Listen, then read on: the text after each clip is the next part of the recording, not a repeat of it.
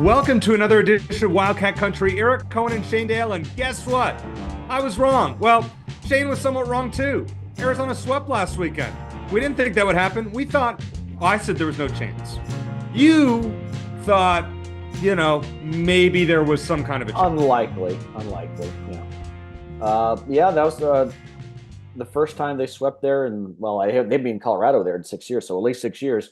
And then you think about, Oregon, Utah, and Colorado were all undefeated at home until Arizona came by. And Duke. It was. But still, Arizona has ruined the perfect home season. Duke right off the bat. But you think about that. That's a heck of a list. Yeah, which makes the loss to Oregon State more baffling. Washington State I get, Stanford I sort of get, Oregon State. But look, 5 in a row.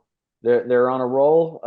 They face the Sun Devils, who might have started to right the ship a little bit. We'll ask our guest about that. I'll let you introduce him here in a second. But I hate to say it because it sounds so boring, but my mind just hasn't changed about this team. We saw them early in the season in non-conference play. They looked they looked great. They looked like a championship contender. Then they had their games against Stanford and Washington State and Oregon State, and we're thinking maybe they're not. And then they're bouncing back, but I think it's just a matter of which team shows up on any given day. And I think again, Kyle and Boswell, I think, holds the key to this team's success to a large extent in the tournament.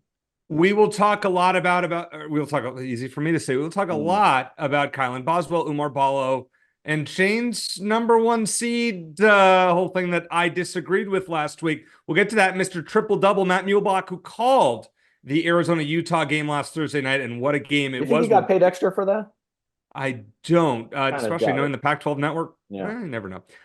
Regardless, it'll be great to catch up with Mr. Triple Double for the first time this season. But before we get into anything, Shane, it is time for your standouts and or grievances. Not many things to grieve about, but how about, I don't know if that's the right word, but there's a lot of standouts that you might have. No, I have one. I had one grievance, but I'm going to save it to next week because I want to be positive on this show. We have a lot of good stuff to talk about.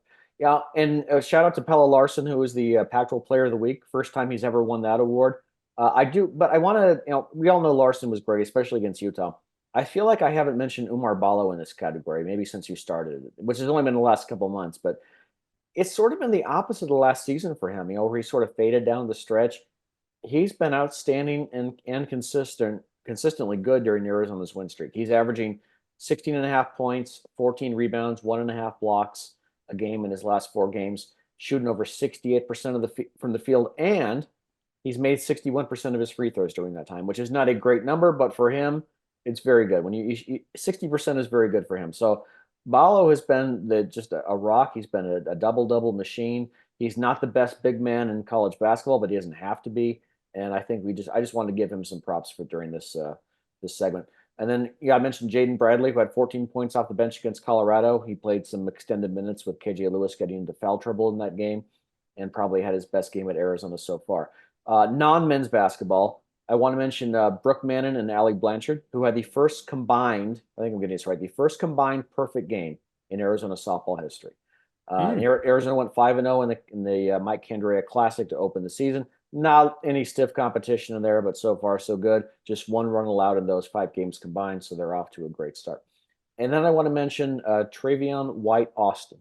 He broke Arizona's school record with a time of 6.63 in the 60-meter event at the Jarvis Scott Open in Lubbock, Texas. He broke a school record. Good for him. So, I want to mention, I try to go beyond just the men's basketball, and we have a lot of other sports coming up and going on right now. So definitely want to dive more into our non-basketball student athletes who have been outstanding.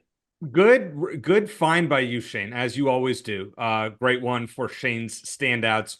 We'll find out about your grievance later. All right, it is time for our normal segment, Buy or Sell, which is presented by Ice Shaker. Go to iceshaker.com, use promo code Wildcat Country, capital W, capital C, and get $5 off. And after you purchase your Ice Shaker, fill out the post-purchase survey, mention Wildcat Country, and Shane and I will be very, very happy with you. All right, number one, it's time to ask. All right, I was wrong. I'll admit it. I say it. Listen, I have no problem admitting when I was wrong.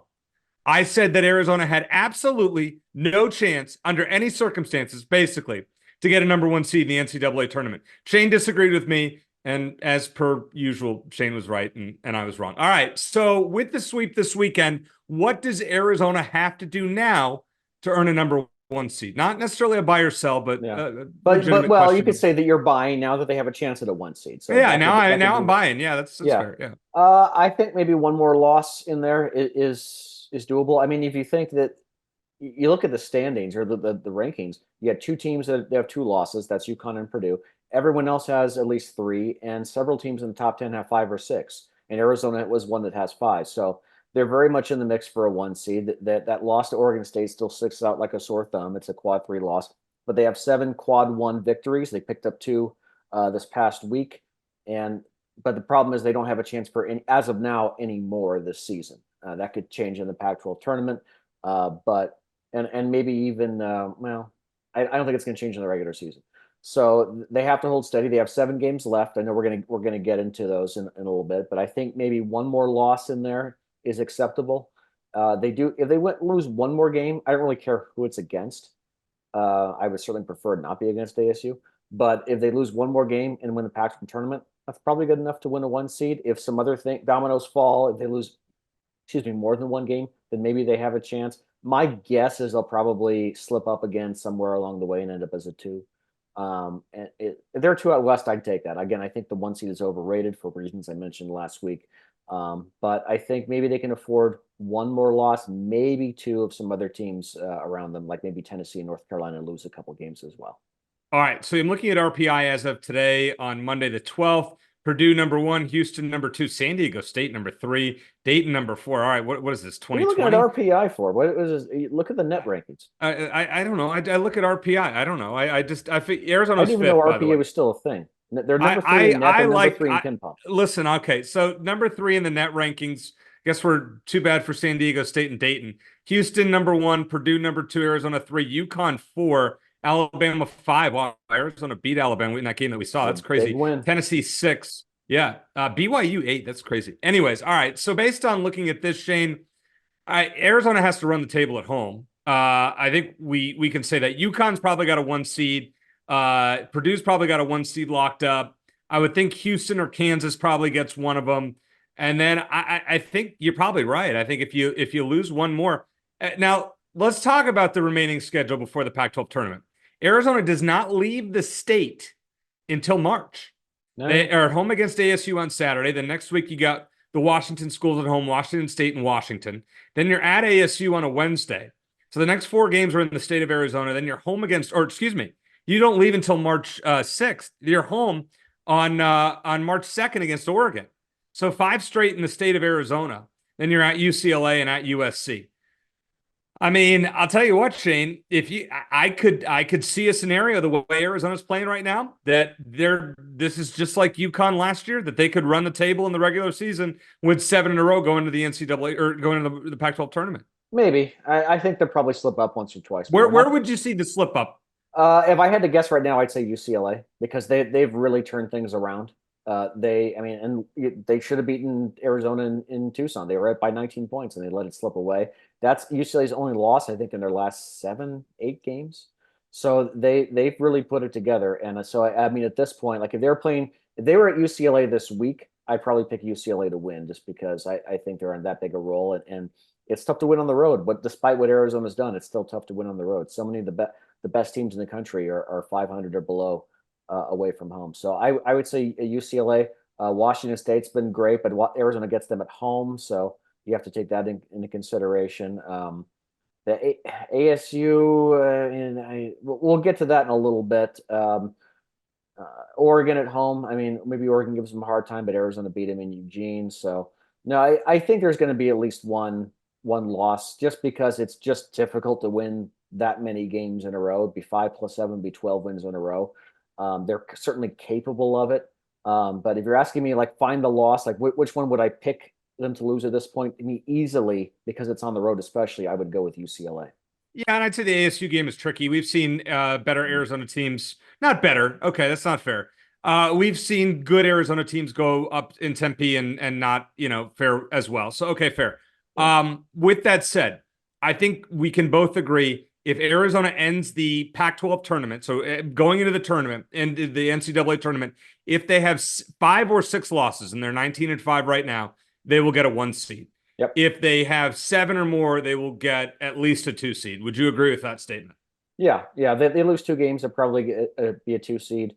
They lose 1. I mean, it obviously depends on who it's against, but I think they probably get a 1 seed. It's so hard to predict because you don't know what anyone else is going to do. I think UConn and Purdue are closing in on locks to be 1 seeds, and unless they falter late. Houston, I think, is probably firmly in the number 3 spot right now, but they could probably fall out if they slip up in the Big 12.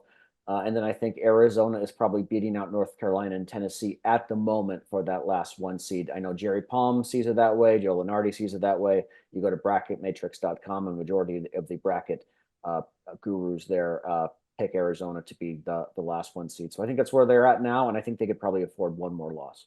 Okay. Number 2, Shane. We should be concerned about Arizona's shot selection in last-second situations. I'm going to guess think so after what you saw in the Utah game. Well, yeah, and full transparency, I asked Eric to add this question because I think it's a good one. Yeah, I am concerned. I think what we saw against FAU and we saw against Utah, I mean, they won in spite of that. I just think that in situations where you don't need a 3, don't shoot a 3. Take it to the hoop.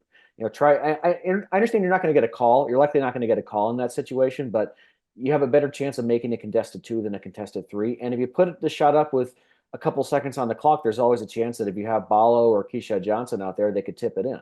So give your guys a chance to get a rebound on top of that. So if you need a 3, or if you're down 2, I get it. You don't want to go to overtime.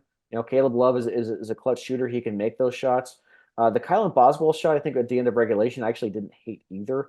They didn't need a 3 because it was a tied game, but it was a decent look. So I don't care if it's a 3 as long as it's a decent look, but at least call up something, call a ball screen and, try to, do a little, a backdoor play to the hoop or something. I don't know. I'm not a coach, and I know Tommy Lloyd's the coach and he's there for a reason, but I feel like I could think of something better than just, have Caleb Love run the clock down and shoot a 30-footer. He's capable of making it, but you have better options than that. I'll tell you what, I agree with this point. Absolutely. Watching the end of that, watching those overtimes against Utah were just incredibly frustrating. Pelle Larsson misses 2 free throws. Arizona could have won that way.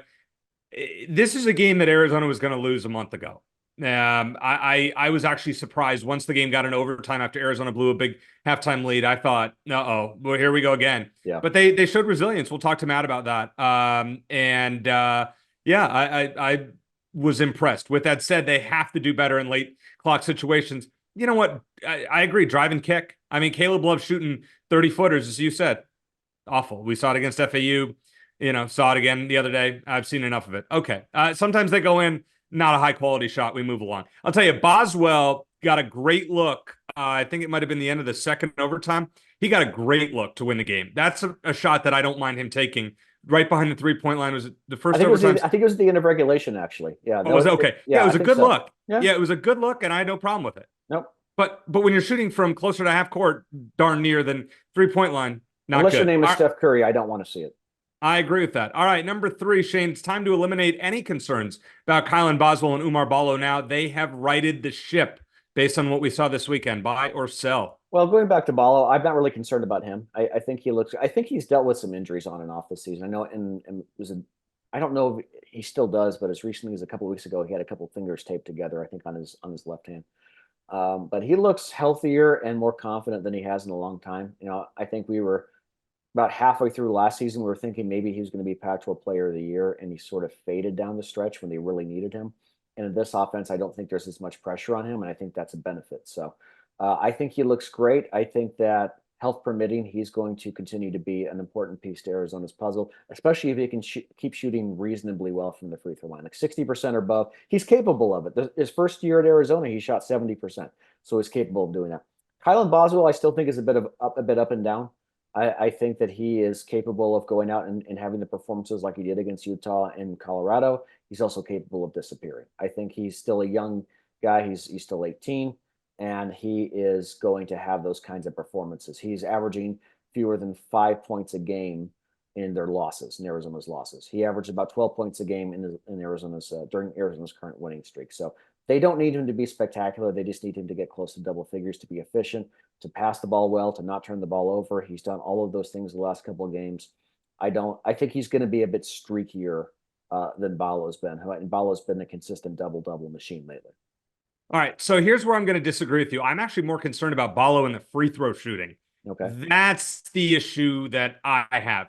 Watching him shoot these free throws, I know he's been better of late, but it has been a problem. And I'm not sure how a guy goes from like a competent free throw shooter to real bad. I mean, last year he was what? I guess he was 56%. Well, he went from a couple of years ago, he was 70%. Last year he went to 56. This year he's less than 50. Now, in the last couple games, he was, let's see, 6 of 8 against Colorado. Didn't shoot a free throw against Utah, which is kind of surprising. I'm not worried about the points or the rebounds. That's fine. He's basically a double-double machine. But the free throws, like, he needs to be 60 to 70% in Arizona, and then I'm not worried anymore. Yeah. The Hackaballo could be a strategy that could hurt Arizona going forward. I'll say that. All right, let's move on to something that is interesting, and we're going to talk about a little football here. You know, we saw that UCLA coach Chip Kelly left to go to Ohio State, be the offensive coordinator. We knew that he wanted out. I think that was all the reports had said that, but it's just very strange to see a Power 5 head coach at a big school leave to be an offensive coordinator at another school in the same conference. It's very bizarre. Nonetheless, number 4, Shane, and buy or sell, Washington did Arizona a favor in hiring Jedd Fisch. And let me explain why I'm going to say this before you answer.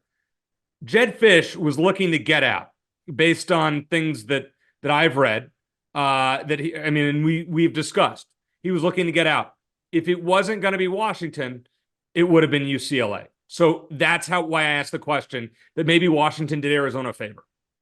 Yeah, and you sent me a great Q&A that the Ari Wasserman with The Athletic did with Jedd Fisch, and kind of reiterated more or less what I thought had happened was that he really preferred to stay at Arizona, but with the economic uncertainty, he mentioned in this Q&A, I highly recommend you read it, by the way, it was interesting, that the contract extension wasn't likely going to be done until February or maybe March. A lot of uncertainty there. Now, he was still under contract for several years, so it's not like it was in his last year, but obviously he wanted an extension. He wanted a pay raise for his assistant coaches, but it was a combination of that. He had to make a quick decision, obviously. He mentioned that it was a very quick thing that happened with Washington.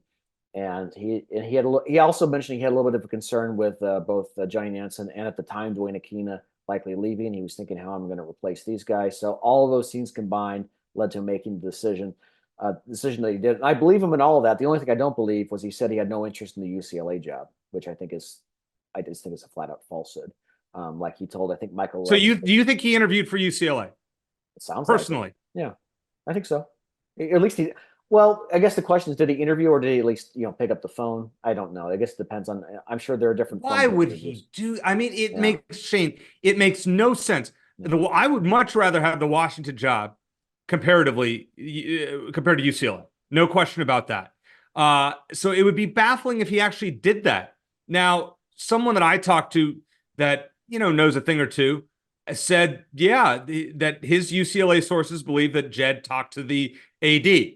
I know Jason Scheer took a lot of crap for it from the Washington fans, and I feel bad for him. He put it out there. He's just reporting what he had heard. I think it's conceivable about Jedd, by the way. Well, of course they are. I mean, it's conceivable that absolutely he did interview. I don't think that, I think. And by the way, the idea that Brett Brennan did was erroneous, complete BS. Yeah, that was garbage. Yeah. And by the way, you got to love Brent Brennan on Saturday when I read about this, coming out and making a video from Boulder, traveling with the team. Brent Brennan is not going anywhere. Brent Brennan knows kids go to Colorado, so that I'm sure he was planning on going there anyway. But yeah. But Brent Brennan is not going anywhere. No. The question is, and can Brent Brennan? I believe Arizona's coaching staff is better than it was under Jedd Fisch. I just don't know that. The actual from a coaching standpoint, you have 3 head coaches on the staff. Yeah. Arizona didn't have that. So in terms of coaching, yes. In terms of recruiting, I mean, how can you, in terms of recruiting, I think that there's going to be Jedd Fisch and that staff was way better. With that said, I don't necessarily believe much that Jedd Fisch says. He came off like my time in that interview you're referencing, my time at Arizona was really hurt, by the way I left. Well, you're the one, and Ari Wasserman asked him this about doing the video in his house that you and I have this, like, why would you go in the backyard so nobody knows where it is? Yeah. Like, do you need to see him walk through the door? Yeah, I don't know. Look, I feel like I've said everything I need to say about Jedd Fisch, but I'll say one more thing. I'll just reiterate this. If Billy Napier's out at Florida next year and he gets offered the job, he's gone. There's no way he doesn't turn that down. I think we've learned that at this point, that he will be a one and done in Washington if the Florida job becomes available next year. But who says, all right, so if he goes 5-7 at Washington or 6-6, who says that that they're going to want to hire him? Yeah. Would you? Which is why I think he struck while the iron was hot with Washington. I don't think that was necessarily like his dream job by any means, but the money was there for him and his assistants, and they were coming off a runner-up national championship season. And he realized, look, my stock might not be as good next year. Maybe because these coaches have left, we're only going to win 7 or 8 games next year or less, and I'm not going to get offered this kind of job again. So I think that the financial issues, he had to make a quick decision. I think that all adds up to why he left, and I completely get that. But again, the Florida job opens next year, he's gone. Shane, nobody will argue for leaving and taking care of his assistants, which is what he said. I completely agree with that logic. He brought 20 some staffers, and he got them, a better life, with more money. I fully understand that. Arizona's going through financial issues, no question about that. With that said, to say, I was planning on being at Arizona. No, you weren't. You interviewed with Texas A&M. You admitted that, which we didn't even talk about. We haven't even talked about that. We didn't even know that he officially interviewed for Texas A&M. He didn't even bring up Michigan State, where there have been rumors that he interviewed there. Yeah, he wanted out. I think he straight up lied to Michael Lev of the Daily Star when he was asked about that. He flat out, this guy, Shane, I appreciate what he did last year, but I don't believe a word that he says. And you know what? Yeah. If I was an athletic director, am I going to call Jedd Fisch? No, because this guy's going to bolt. It's like how I feel about Deion Sanders. Yeah. I mean, we thought when Jedd Fisch was hired, and we talked about this in the early stages of this podcast a few years ago, if Jedd leaves for a better job, that means Arizona's in a better, or for another job, that means Arizona's in a better place. Yeah. That's what happened. We also didn't consider the fact that he was going to try to, pillage Arizona's team. Now, if he had left for UCLA, Shane, if Arizona would have gone back to the Stone Age in terms of their roster, all those SoCal kids would have gone with them. Yeah. All of them. Yeah.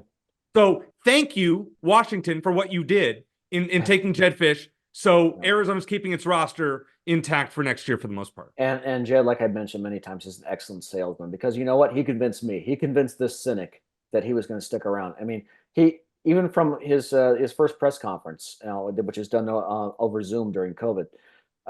He said he's looking for a place where he could keep his family, because he's finally a head coach now, and he doesn't have to live nomadic head coaching life. And then based on things he said, you can go back and find it. I haven't deleted it. It was a thread I put on Twitter when there was talk that he might take the Washington job, where I said, I believe him. I believe he's going to stay. He sold me. He sold me a bill of goods, and I was wrong. Again, I believe, unlike you, Eric, I believe most of what he said in the Athletic Q&A. I don't believe the part about UCLA, but I believe his reasons for going. I get that. But he is an outstanding salesman, and I think Washington fans need to guard their hearts closely, because he's not going to be around for long if he has a choice. If you were a Power 5 athletic director, it's one thing if he goes to the NFL, I get it. If you're a Power 5 athletic director, do you want to interview this guy going forward? He can recruit. Yeah. His coaching, listen, there's no question about his recruiting prowess. What he was able to do turned around the future of Arizona football and the direction of Arizona football. With that said, his coaching, I believe that Arizona will be as well, if not better, coached with Brent Brennan in this staff. Will they have the talent like Jedd brought in? Yeah, we'll see. Going forward, maybe it could not. End up being the best thing for Arizona fans, that Jedd did such a great job turning around this program. Then he handed it over to a guy who wants to stick around. And we'll see how it works out. I think that the cultural difference between this new coaching staff and the players who were here last year is going to be a challenge, an ongoing challenge throughout the season. That and the depth on defense, we'll have to see how that all plays out. But it could work out great. You never know how things are going to be in a couple of years. Maybe Jedd's going to be, out at Washington in a couple of years, and Brett Brennan's going to lead Arizona to the college football playoff. Not likely, but you just never know what things are going to look like in a month or a year or beyond. I'm taking the last word on this one, Shane. I am rooting against Washington this season and going forward. I appreciate what Jedd Fisch did at Arizona, but unlike Jay Johnson at LSU, I actually feel this one is almost worse than what Jay Johnson did. Okay. I mean, what I do. So, like, when Jay won the last word, I'll let you have it. Okay, yeah. I think when Jay won the title at LSU, I was like, all right, whatever, good for him. Jedd, the way he left Arizona, the video he posted, the pillaging of the roster, yeah, maybe it's more recency bias. I don't like it at all. Coming up next, Mr. Triple Double, Matt Muehlebach, to join us here on Wildcat Country.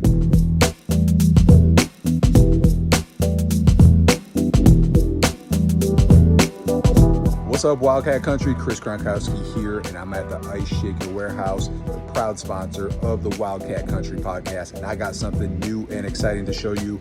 We're talking about the 4D printed University of Arizona shaker bottles with the Legacy Championships on it. Check it out now at iceshaker.com. Shane, we haven't had our buddy, Mr. Triple Double, Matt Muehlebach, on with us in quite a while. And you know what? After calling a 3 overtime game in Salt Lake City on Thursday night, and you actually, by the way, I believe texted Matt before that game. Who knows? What a wild one. But Matt, great to have you on with us. Of all the games that you've done in a long time, would you say that Arizona-Utah game is probably the craziest one that you can remember? Yeah, no, it was the craziest, and I would say, without thinking too hard on it, was probably the best game I ever did for the Pac-12 network. So, Matt, thinking back to this game, because Arizona lost a lot of close games before this, the double overtime game to FAU, they lost the close game to Washington State, to Oregon State. Being able to win a close game like this and grind it out after blowing the lead, do you think that's something that this team can build on going into March? I do. And, you think about Tommy Lloyd made a really interesting comment to me earlier this year. I think I may have mentioned on the air. He said he wants to get his guys comfortable in close games and comfortable being in a 1-point game. I thought that was interesting. I've never heard a coach say that and think, so sort of innovatively about it, right? Because he knows, like, you're going to play close games in March. You're going to. It's just you're not ever going to win. I guess wait, in the 88 we did win every game by 20 points till we lost. But it's just typically you're going to play close ones, and I thought it was a pretty astute comment. And I think it's cool that he's thinking about that. I'll also just add to that. I was at the shoot around. I said this on the air. And I didn't really go into the details, but he was tough on his team in that shoot around. He was really tough on them. And he, he was like basically like saying, you guys, like, if you want to get to where you want to get to, like, we can't have lapses. Like, you can't have areas where you just say, I'm going to kind of give up on that play, or not give my 110% on that play. He was really, really tough. So I feel like to some degree the results in both those games echoed a little bit of his toughness and getting his guys mentally ready for it.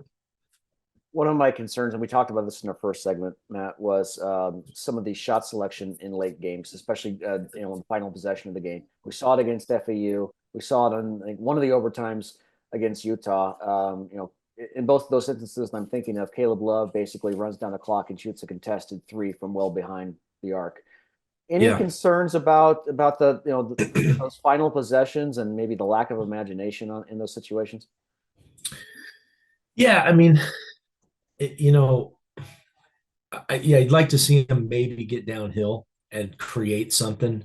Get in the paint. I think if you get a paint touch by a guy with the ball, I think it feels like probably the stats, back this up, that there's probably some statistical, advantage to that. I think the one thing that was a little bit, the Utah game was interesting, was I was surprised, but they played that 1-3-1 zone in the late game situations. And sometimes, well, even with man, but especially zones, a lot of zone play, you're trying to get the zone to move, right? And you're trying to create gaps. And it takes a little bit of time. Sometimes you can't just do it in a split second. And so the problem with that is if you start to play at 10 or 12 or 14 seconds, you might shoot it with 6 seconds or 8 seconds, and now you give them a chance. The other thing, like the zone's tricky because you don't want to turn, like you got to on the one hand be super careful. You don't want to turn it over, but at the same time you want to get a shot with 3 seconds or something like that. I mean, I'll tell you what, like those late game situations are not easy. But yeah, I would like to see them get downhill and create something in the lane. Matt, does this team kind of have a killer instinct that I feel like was missing in previous years? Would you say that's accurate, or are you still kind of questioning that? I think they have a killer instinct. I do think that I do think a lot of times players, lead with offense, and so if they're going to take a break or they're going to make a mental error or whatever, it often happens on defense. Unless you're just a defensive guy like a Reggie Geary or someone like that, right? And so I think they go through lapses. They're not a perfect team. I will say, like, at times this last weekend to me surprised me. They won both games. Mm-hmm. I've had both Utah and Colorado at home against other teams, and they looked almost unbeatable at times at home. Colorado looked unbeatable a couple games that I've had them, and I was thinking that's going to be a really tough one to win. I thought the same thing with Oregon. I thought Oregon would win that game, and on the road when Arizona played at Oregon. And so for me, like, them being able to win those two games was a pleasant surprise about how they prepared themselves. And so I think their ceiling is still what we thought it was. I guess what we all get a little concerned with is if you lose at Oregon State, you lose at Washington State's turned out to be pretty darn good. But you lose at Stanford, maybe your floor's still a little, you still got some issues there. But I think everybody does. That's the way college basketball is. I think, didn't Carolina lose to Georgia Tech? I think that was at Georgia Tech. I mean, Georgia Tech's like, I think they just lost a game by 50 points to somebody, and they're 8-13, and our buddy Damon Stoudemire, is coaching, so he's had some good wins, but they're not there yet. A team like Carolina is a 1 or 2 seed. They lose on the road to Georgia Tech. That's a tough loss, and so I think everybody's capable of it. I just think in this day and age, when teams shoot, 15, 20, 25, 30 plus 3-pointers a game, all it takes, and I don't care what the disparity is in the talent, if one team makes 10 to 15 threes and the other team makes 5 or 6, like, you have a really difficult time winning that game. And we saw it the other night with ASU and Utah. And that was the thing I was going to mention. Sorry, I'm dominating. I'm not finishing. These are my run on. I got this from Luke. When he would just do his. Matt, we had Bill Walton on.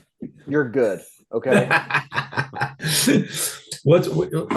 My favorite? I hate to say this about Luke because he's not around. I'd like to say it to him personally right now, but like, I remember some of those games. Brian Jefferson would ask him one question at the end of at McHale, and you could drive to the foothills and be like, all right, that was the one question. I used to love hearing that. But I think Arizona's mental approach to the Colorado game, think of the difference. I mean, Utah had nothing left, and they just collapsed in that second half against ASU. And I'm thinking, man, watch out, Arizona. If this is any sign. But maybe the little different, maybe the big difference was Arizona won. So now they're playing with house money. Utah didn't win, and now they're desperate. But I just think the approach that Arizona had in that Colorado game was like that was like a professional type approach. You talked about Arizona's ceiling. What's your gut tell you about this team? I mean, the last few years, they dominate the regular season. You win the Pac-12 tournament, and then the tournament is the big dance gets sketchy. What's your gut tell you about this team right now? Well, I think that my gut probably, like I said, changed in the last 3 weeks. I was concerned about it. Like I was a little worried about the team. But when you beat Oregon on the road, when you beat Utah on the road in 3 overtimes, when you beat Colorado by, what was it, ended up being 20, my gut says their ceiling is still really high. Like, um, you know, again, I wonder sometimes, like, teams aren't made like they were in the 90s with, like, and Kansas, Arizona beat them in 97. Kansas had like 5 NBA players on the starting 5. Teams don't have that anymore. It's hard to put that together, right? And so you have these teams that have, like, I think Arizona has 8 really good players. I think between us 3, like we're talking here, like, I don't know which ones will play in the pros. I don't know. Like, you can make an argument for all 8 of them, but I don't think all 8 of them will. And who knows? Maybe it's only 1 or 2. But I think they're really, like, the talent is just solid and really, all 8 of those guys, like I said, could be NBA players. But I thought the way they played together, their ceiling is as high as, like, their Final Four team if they play like they did against Colorado. I've said this ad nauseum, Matt. I feel like Kylan Boswell holds the key to this team's success in the tournament to a large extent, just because when he doesn't, I mean, they can overcome some bad games from other guys. Like Caleb Love, he's had some bad games that Arizona still won, including against Duke and Michigan State. And he didn't shoot well against Utah most of that game either. Kylan Boswell, in Arizona's 5 losses, is averaging less than 5 points a game. And when he plays well, Arizona just wins. I feel like he doesn't have to be spectacular, but he needs to at least be decent in order for Arizona to win, especially in the NCAA tournament. What are your thoughts? I agree completely. And you hate to, like, put pressure on them, but you kind of know what you're getting, with a lot of those guys like Keshad and Pella. Like, Pella's like the model of consistency, right now. He's having an incredible season. Like, I actually think, like, NBA wise, his game has stepped up to be maybe even a draft pick. Like, I was thinking maybe he'd be a really good free agent, but I couldn't agree more with you on Kylan. I mean, I love the kid. He's a really good kid. And speaking of paint touches, when he gets in the paint, when he makes things happen, he could score 0 points and have an awesome game. But he's like a lot of kids, you miss a few shots and it affects some of the other areas of your game. Maybe affects, the way you just feel about yourself, your confidence. And I just think, like, he's got to be aggressive. He's got to get in the paint. He's got to create for others. And then when he's going to get some opportunities because he can shoot it from deep. And you're right. When they play, they just click. They click big time when he plays well. I got 2 more for you, Matt. I'll ask you about Oumar Ballo. I feel like last year, and I mentioned this in our first segment as well, he sort of faded second half of the season. I feel like it's a bit the opposite this year. Like, he's not been their best player most games, but he doesn't have to be. And he's been a double-double machine. He's shooting 68% from the field during Arizona's winning streak. He's even making the majority of his free throws.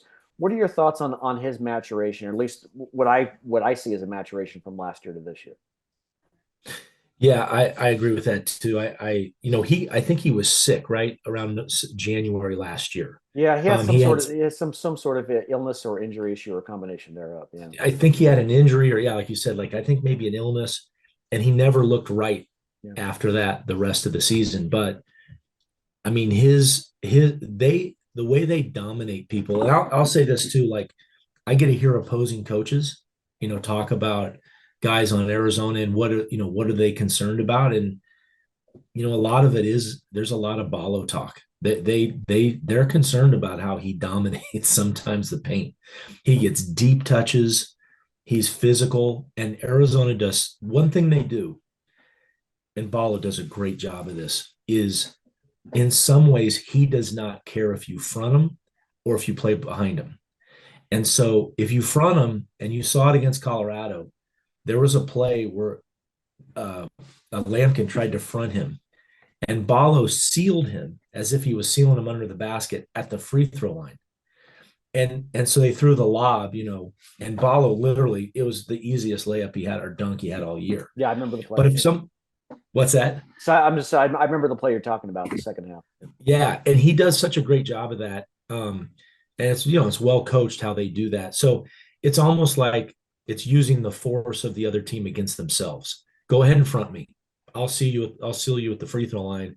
Everybody else can play. They can play 4 out because of Keyshawn Johnson, and they couldn't do that last year. If you remember, they could lay off of Tabellus, and that was a weakness. That's what Utah did to Arizona. They just said, we're going to go back in the paint and we're going to guard and we're going to leave Tabellus wide open. We don't care if he shoots all game long.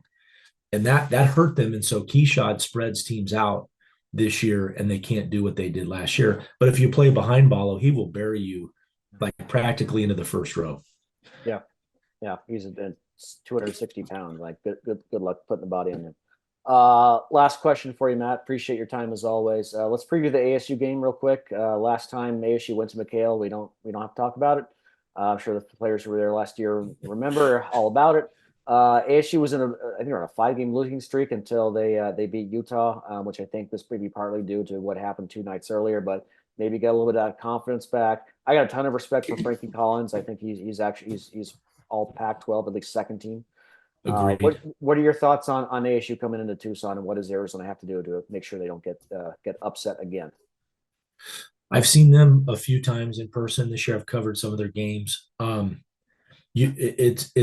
think they're streaky on offense. They get streaky on offense, and what they do is typical Bobby Hurley team. They play so hard on defense. They get after it. I mean, they play hard.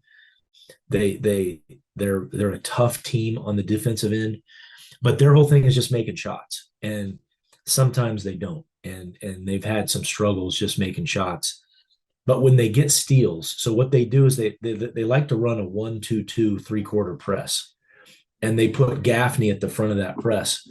And if they can and then Frankie Collins plays, Deion Sanders in the back, and he gets everything. He's the best defensive back in the whole league. And I'm with you. Collins is legit.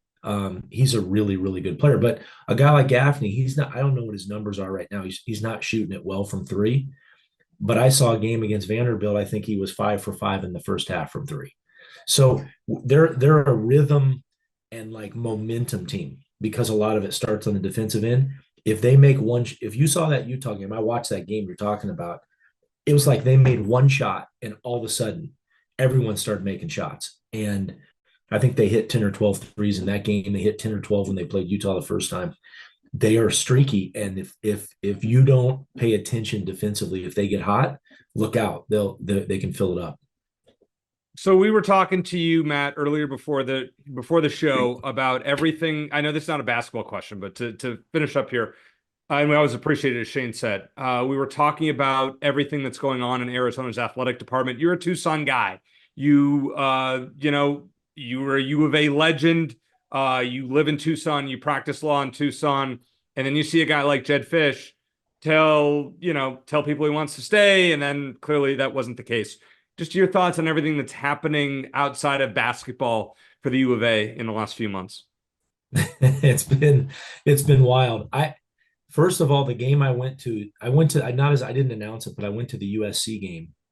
That was maybe the most wild game I've ever been to at the U of A. In ever, like in 35 years, just because of the energy of all the things going on. A new football coach gets announced, KD and his buddy were at the game. Miles Simon was there. It was just crazy. There were people in the crowd coming out from everywhere. You had Bronny James in the crowd. You had, Humberto Lopez with 2 of the football players, it just like there was so much happening in that game. And I think that was a kind of a microcosm of the last 2 months for U of A. But, I'd say 2 things about it. On the one hand, or maybe 3. On the one hand, I think with Jedd Fisch, I appreciate what he did. U of A, he did an amazing job. And but at the same time, I also know that you look at his resume. He's been at every place for 1 or 2 years that he was at, and he was clearly kind of a guy that was not afraid to move. And so that's kind of the first thing. The second thing is I think you have to look at everything differently now. The lens of the old time, like how, coaches did things and players did things and NIL and transfers. it's the Wild West in a way, right? And so I look at it differently in that lens now. It's just not the same. Let's just be honest. Like, it's not the same, especially for football and basketball. It's not the same lens you looked at 30 years ago.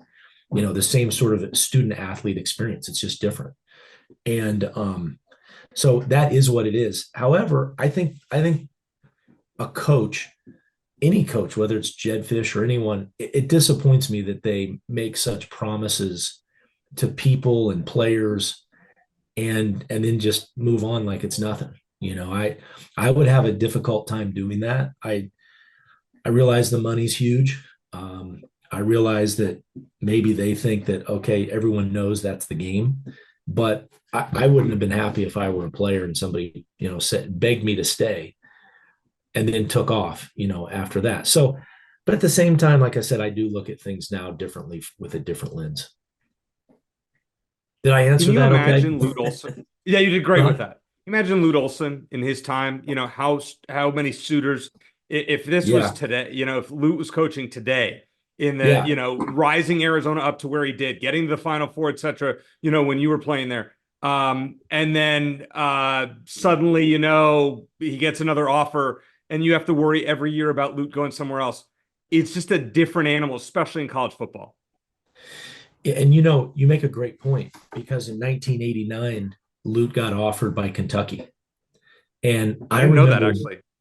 I remember being at our banquet and we were sitting there, like, I don't know how many people knew it or didn't know it, but I was literally sitting there talking to Matt Muehlebach saying, are you going to be happy with Raleigh Massimino as the coach? Because it was down. I think the rumors were already out. Lute's 50-50. If he leaves, it's going to be Raleigh Massimino, or there was someone else, some other name that was out there. And as you probably know, if you go all the way back to Lute Olson coming to Arizona, if he hadn't beaten Raleigh Massimino, I think that was the guy that said Dempsey was going to offer. So he already had him in his hand, like in his pocket. The name was someone he'd thought about or talked to. So, but I remember how like disconcerting that was. As a player, you're sitting there like. But I will say this: at least the players now have a chance to move. And so the player can say, I was recruited by Jedd Fisch. I came in, I'm ready to go. Now my coach leaves. I'm gone. Like I have the ability to say I'm leaving now. And so before, the players never had that right. And as hard as that is to build programs now, at least it's fair for the player, because we were worried, like, what am I going to do? Raleigh Massimino runs a completely different style. They played a slow game, defensive, tough, a super tough team. Like they were, how to coach, but completely different style. And I'm like, is this a good style for me? Maybe, maybe not. So it was disconcerting when those rumors went around. And these kids now have to deal with it every year. I had no idea about Luton, Kentucky. So thank you for the history lesson. As always, great catching up with you. I would love to have you on before the end of the season. But thanks as always for the great analysis. And we will be hearing plenty more of you on the Pac-12 Network between now and the end of the season. Yeah, and I've actually got that ASU game coming up Saturday. So I'm fired up to call that. And I think I have the Washington State game in McHale. Those are on, I think they're on, or I know they're on FS1. So I've got those too. Oh, nice. So yeah, I'm fired up for those. So hey, thanks for having me on. Appreciate it.